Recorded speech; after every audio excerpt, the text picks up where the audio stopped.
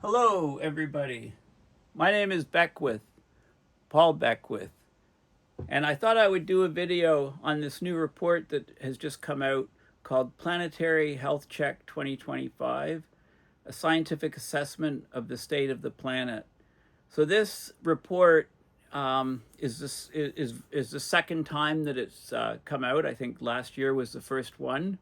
So it discusses planetary boundaries and the idea that we've actually crossed yet another planetary boundary recently. So it's a good sort of overall status check, if you like, on the state of our planet. Before I get into the details of this report, I just want to show you some of the things I've been collecting. This is another hobby I have. I've got this white box, and there's all of these little tiny particles which are magnetic. So I went up on my roof. I've got this magnet from many years ago. It's one of those Edmund scientific magnets. You may have seen them advertised in magazines, etc.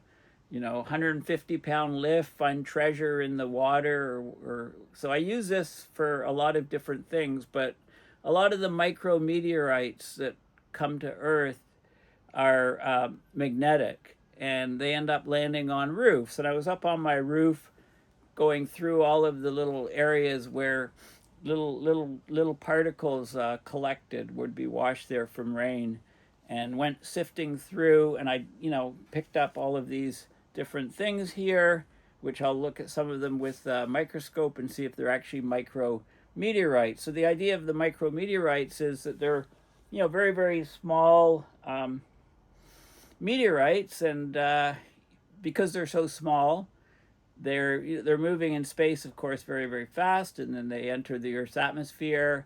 Often the heat, as they decelerate, the air gets thicker, they decelerate. Often they melt, and then as they get to lower altitudes, they melt and they reform, rather recrystallize, and form these little spheroids, if you like. And you can look at them and identify them as micrometeorites. So it's an interesting hobby. Some places, some latitudes have a lot more of them than others, but it's sort of interesting to pick out these particles on your roof that are from space. So let's get back to the video topic. Planetary Health Check 2025. So some very interesting stuff in this report, which is a public report. So I'll provide all the links in the description. This is a website, planetaryhealthcheck.org. Our planet's vital signs are flashing red. We've reached 7 out of 9 planetary boundaries. So they give the current state of where we are. So this is a safe region.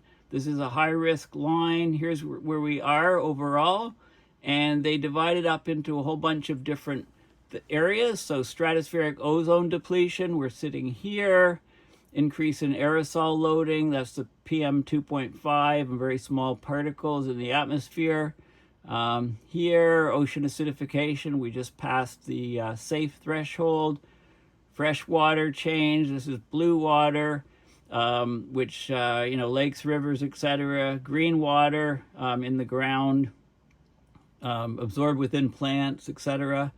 Land system change near the high-risk line. Climate change, CO2 concentrations and radiative forcing is very large. Biogeochemical flows, very, very large here. The nitrogen cycle, this is the phosphorus cycle here. Novel entities like plastics and different chemicals, PFAS, the forever chemicals, biosphere integrity, and the functional integrity of ecosystems and the genetic diversity. So there's a lot of alarm bells going off. So this is a good assessment, which I think they intend to put out every year. So this is Johan Rockstrom talking about this report. And Sylvia Earle, I think of her as she used to go by her. Some people call her her deepness. You know, she's done oceanography work for forever. They call her a founding ocean elder. So her deepness, as opposed to her highness, her deepness. She's the queen of the ocean, if you like. She says, in the past century, and mostly since the 1950s, more has been learned than ever before about what makes Earth suitable for life, especially human life, in a fiercely inhospitable universe.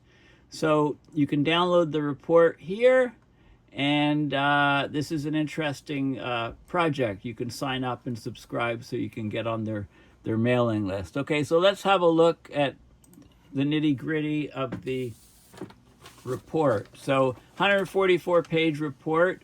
I'm just going to talk about some of the highlights. There's really good graphics in here. You can pull images if you want to, need graphics for, good illustrations. So in the past century, more has been learned than ever before about what makes Earth suitable for life, especially human life, in a fiercely inhospitable universe.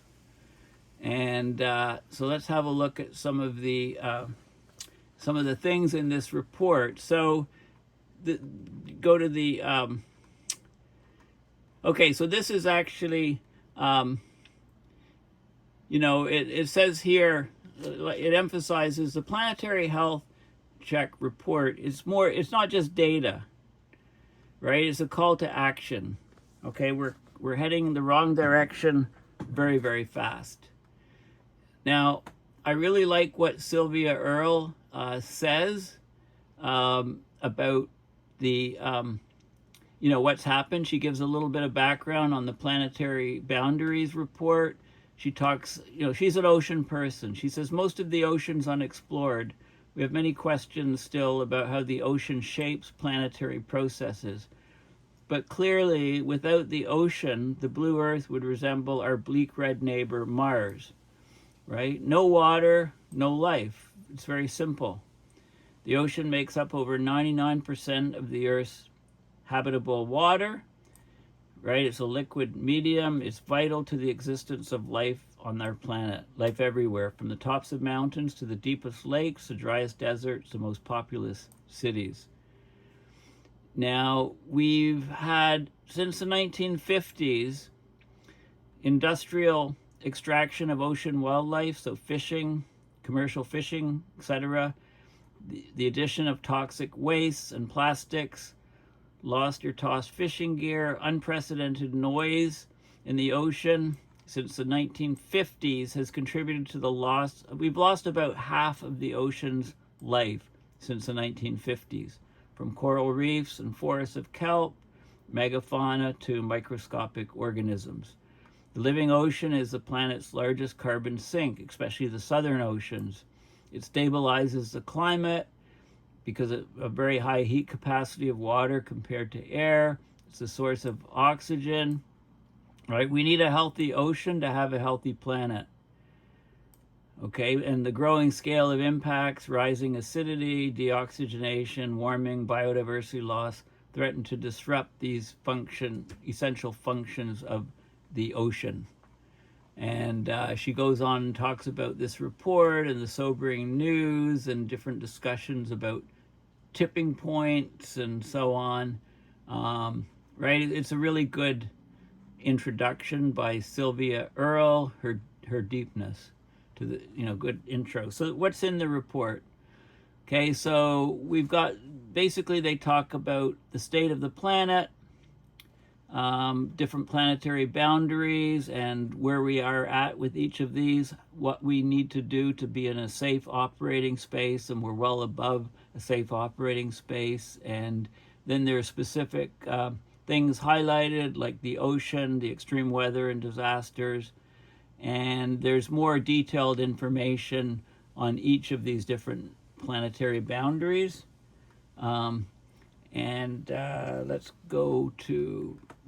Let's go through to page 12 here. Okay, so they talk about the basics of the planetary boundaries, the idea, for over 10,000 years, humanity thrived within a period of climate stability and a resilient Earth system, right? This is the Holocene, right? Its conditions were provided for the rise of agriculture, urbanization, complex civilizations rising up. But since the mid-20th century, so roughly 1950 onward, we're in a new epoch marked by what is called the Great Acceleration, okay, or the Anthropocene, which is the current era. Human activities become the dominant face for shaping Earth systems. But we've pushed beyond a safe operating space in many different ways. Okay, so this is they give the status and update. So for each different subsystem, like each of those 9 planetary boundaries, climate change, of course, is a big one here. CO2 concentration being in the safe zone, 350 ppm. We're heading up. They say the high risk line is 450, and in 2025 we were at 423 parts per million CO2. This is just CO2, not CO2 equivalent. So we're rapidly approaching this high risk line. In radiative forcing, they give a number of 1 watts per square meter to be the planetary boundary. High risk 1.5. Well, we had almost 3 in 2025, so almost double the high risk value. So this is radiative forcing is out of control. This is why warming is greatly accelerating. And then changes in biosphere integrity, the human appropriation of net primary production as a fraction of pre-industrial net primary production. So basically, human production, human production for farming. Okay, so 10% safe, high risk line 20%. We're pushing 30%. We're way into the high risk zone for functional integrity of the biosphere and for genetic diversity. We're also, we're well above. We're somewhere in this range. We don't know exactly where. This is extinctions per million species years. So we're somewhere over 100 into the range of about 1,000. Huge spread there. We don't know exactly, but this is all high risk. So nature's safety net is unraveling. Extinctions and loss of natural productivity are far above safe levels. There's no sign of improvement. It's just worsening. And they talk about the key drivers: land system change, the area of forested land as a fraction of the original forest cover. Okay, this is 75% is up to safe, but we're losing more and more forests. So the area of forested land is dropped to 59% of the surface. High risk is at 54%. So forests are shrinking. Fresh water changes. The blue water is disturbances in like lakes, rivers, stream flow. We're above the planetary boundary, approaching the high risk. Green water is soil moisture, basically. We're again in this area between, we've passed the planetary boundary, approaching the high risk line. With those biogeochemical flows, we're well above the high risk. This is the application of mined phosphorus to cropland in teragrams per year of phosphorus. Safe is 6.2 teragrams a year. We're 3 times that, and the high risk line is about double the boundary, well above it. Nitrogen, we're approaching 3 times higher the planetary boundary. We're double the high risk level. This is for nitrogen fixation for agriculture. Ocean acidification, we just passed the planetary boundary, or we're, okay, so the number we've just gone below. This is saturation of aragonite in surface seawater. It's an indication of how much the ocean is acidifying, and lower values are bad, and the high risk line is 2.75. We drop below the boundary of 2.86 to 2.84. The ocean's turning more acidic. That threatens marine life as we cross into unsafe conditions with a worsening trend. And the aerosol loading in the atmosphere, interhemispheric difference in aerosol optical depth. So we're getting a discontinuity between the two hemispheres, which the larger the discontinuity, the worse things become. We're still within the planetary boundary. We're approaching the outskirts of it. Ozone depletion is, that's one of the ozone layers remain fairly stable, showing signs of slow recovery. Okay, so this is a good thing. We're still within the planetary boundary. Novel entities. This is synthetic chemicals released without adequate safety testing. So we're into the high risk area, especially with plastics and forever chemicals and things like that.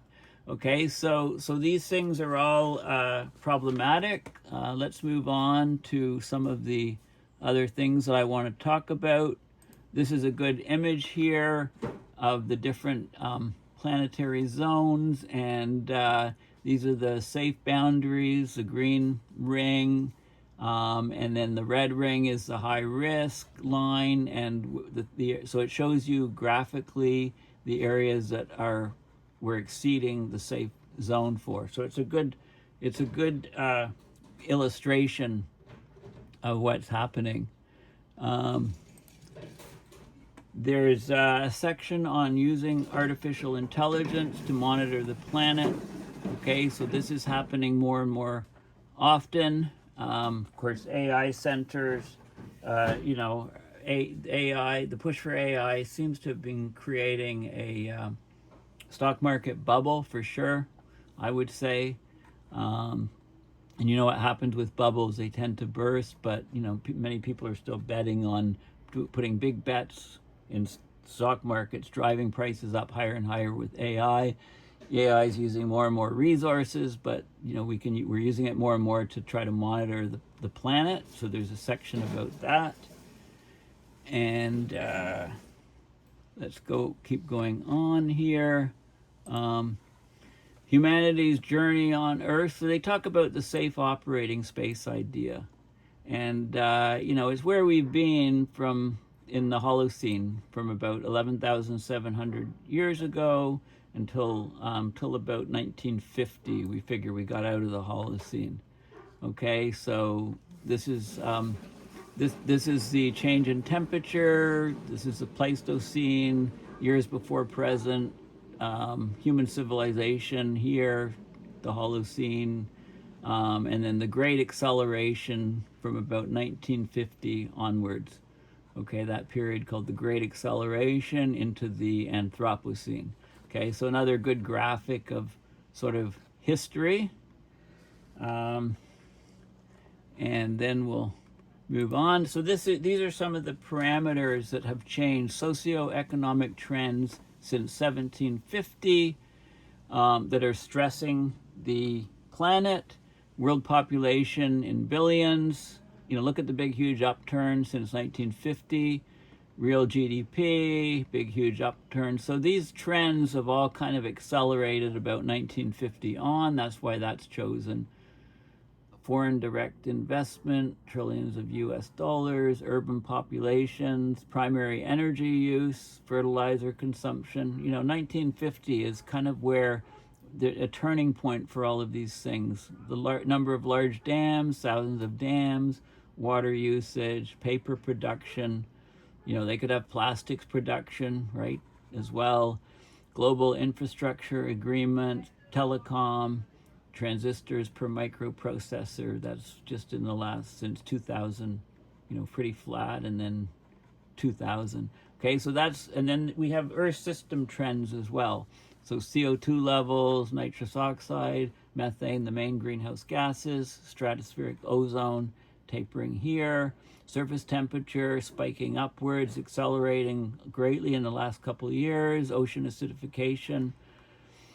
marine fish capture, shrimp, aquaculture, coastal nitrogen, tropical forest loss, domesticated land, and terrestrial biosphere degradation, right? So 1950 is highlighted, you know, that's kind of what the consensus is on where things took an abrupt upward spike.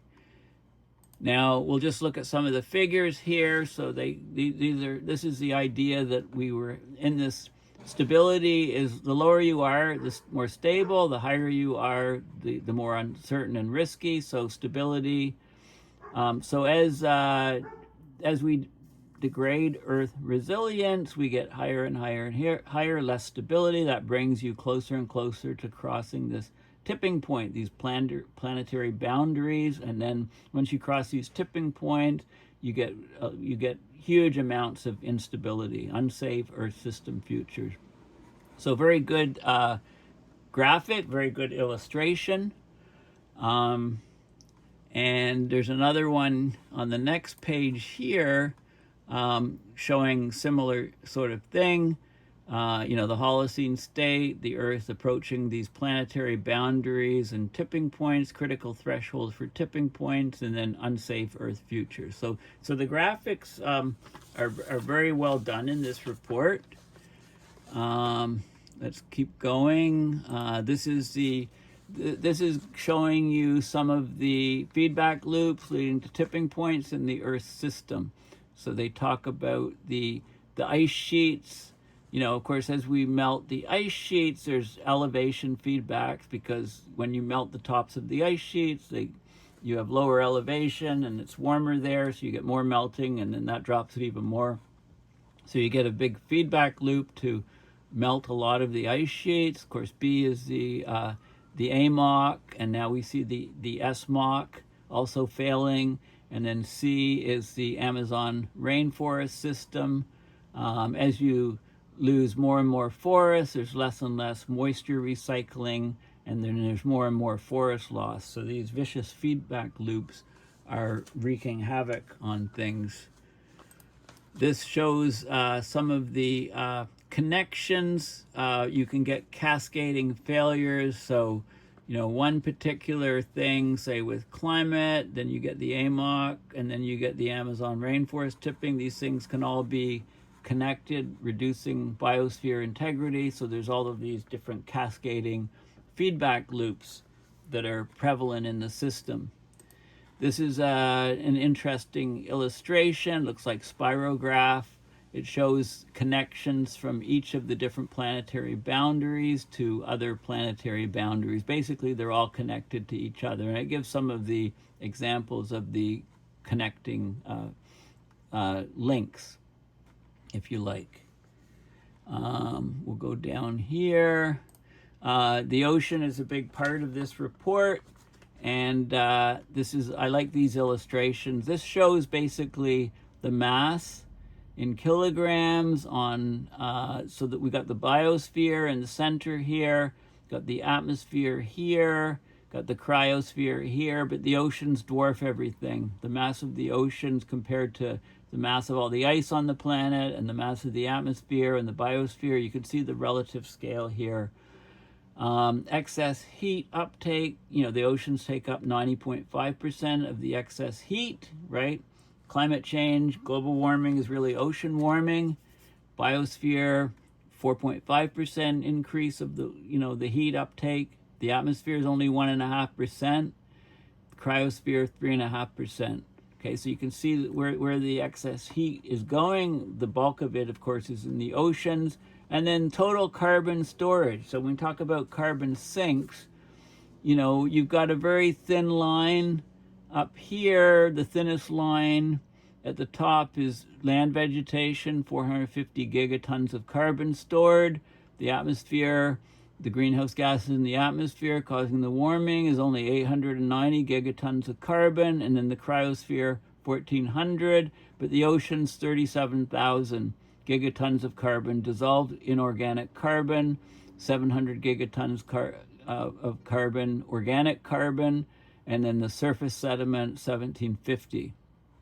Okay, so the ocean and its sediments, massive sinks for carbon compared to, the little thin lines of what we talk about. We mostly talk about the atmosphere and the trees and vegetation, and then the cryosphere, but the oceans are massive, the massive part of it. And excess carbon uptake, gigatons of carbon, the excess carbon, a lot of it's going into the ocean. The atmosphere 43%, ocean 26%, land biosphere 31%. Okay, so these are crucial numbers. The ocean's got a vital role as a climate regulator. This is ocean heat content anomalies, and you can see, the slope is upturning. The oceans are absorbing more and more of the excess heat on the planet. And then we have this, they talk about these are some of the key functions of the ocean as a heat regulator, right? The ocean's absorbed over 90% of excess heat since the 70s, delaying severe climate impacts, trying to keep the planet cooler. The heat conveyor, the ocean currents that distribute heat, influence climate patterns and ecosystems. They're changing. Carbon storage, 25 to 30% of human CO2 emissions, mitigates climate change but causes acidification. And the sinks, they're all connected, right? As heat increases and the circulation changes, the carbon storage is threatened, and the biodiversity engine, right? The ocean hosts vast life, including phytoplankton that produce half of Earth's oxygen and sustain carbon cycles. So the ocean is vital. So I like how this report actually has a lot of emphasis on the oceans. And then they have a whole section on extreme weather and disasters. So I'm not going to go into all the details of this, but there's a map here. They look at the most impactful extreme weather events from January 2024 to April 2025 around the planet. They call them unnatural hazards. And then there's some tables, I believe, which show some of the different events in different locations, when they occurred, the number of deaths, and attribution to climate change, whether attribution studies have been done. So there's a whole bunch of different sections, and then they look at the cost of these different things and so on. Okay, so there's details on extreme weather events. Then they talk about, this is showing some international agreements that cover planetary boundaries. So there's different conferences, Convention on Biological Diversity, the Montreal Protocol, Paris Agreement, and what was covered in the different conferences, London Convention, Montreal Protocol for ozone, and so on. So this is kind of a good summary to show, how people have been trying to respond, and it's of course, we know it's inadequate. This is interesting CO2, and then there's details on each of the specific things. So the greenhouse gases, this is considered the safe boundary. This is what Mauna Loa has been doing. This is the baseline over here, 280 parts per million baseline. And we've skipped across the boundary, heading to much worse situations. This is the radiative forcing at the top of the atmosphere. Look at the boundary here at 1, and we're like 3 times higher, and we've shot up there. This is 1950, so it's like the turning point again here, shooting up. 84. This is the temperature change in degrees Celsius, and then the different things responsible for that change. If you add them all up, you get the total temperature change, the components due to CO2, methane, and nitrous oxide.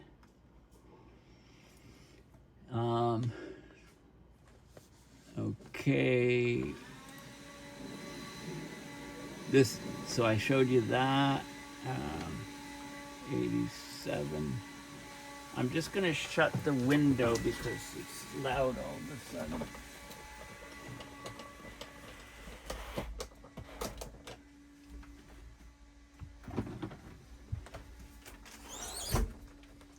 Okay, that's a bit better. My neighbor decided to get a leaf blower on the driveway, shared driveway.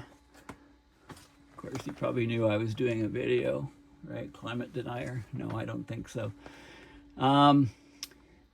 Here we have species extinction accelerating globally. So this is basically the data where they're deriving those numbers on the planetary boundary, where we are, what the present status is. So this is drilling down into some of the details. Species extinctions for all vertebrates, birds, mammals, amphibians, and reptiles. And then there's maps for each one, showing the safe operating space regions of the world where there's increasing risk and higher risk zones on the planet, mostly where there's high population densities of people. And they do this for each of the different sections. This is ecosystem destabilization. And then let's go on to a few others. This is global risk map of the land system change boundaries. This is forest area. Safe operating space, well, I don't see any green. Increasing risk from yellow to darker colors, right? So you can see where the risks lie for global forests. And this shows global forest extent percent changes, boreal forests, temperate forests, tropical forests, how they're all changing. Okay, for the worse, unfortunately. And then and then we go to this section here. This is change in forest cover from 1992 to 2022. So just over a 30-year time period. And you can see mostly red areas. There's some blue areas where there's more forest cover, but the trend is downwards, unfortunately. And then we'll do a few more things. So they have plots on blue water risks, and then green water risks. Okay. And then we go to, this is biogeochemical flows, right, which are high risk, basically. And then they go to, this is ocean acidification, relative change in aragonite saturation rate. So things are heading downwards, which means that we're getting more and more acidification of the oceans, and a lot of areas up in the Arctic and near Antarctica are worse off than anywhere else on the planet. And just do a few more here. Aerosol optical depth. This is sulfur dioxide emissions, black carbon emissions, yeah, so they cover in detail. This is interesting. Relative ozone, change of ozone concentration between 2012 to 2022 versus 1979 to 89. So you can see, ozone decreasing towards the poles and slightly increasing in the equatorial regions. Okay, so there's loads and loads of data. Impacts of, these are the plastic, this is plastic production since 1950, right? You can see how things take off in 1950 here. Plastic production, different types of plastics, chemicals, antibiotics, pesticides, PFAS, these forever chemicals, right? So these are all fitting in the novel category. And then this is interesting. This shows you where they're deriving their data from. So, there's Earth observation, data mining, computer modeling, literature reviews, data management, software engineering. So this is an interesting sort of graphic of where the data is coming from. So anyway, it's worth a read for sure. I mean, this is a good sort of health check on the planet. And it's sending up all of these red signals as we pass more and more planetary boundaries. So, hopefully this report continues to be put out every year and, really lets us know that, what's the point of showing all this negative stuff? Well, hopefully, we can change some things and, be better custodians of the planet. But, this is a very sobering report because we're heading in the wrong direction in just about every metric you want to look at. Okay, well, thank you for listening. Please go to my website, paulbeckwith.net, and donate. Click on PayPal to donate to support my research and videos. Thanks again, and bye for now.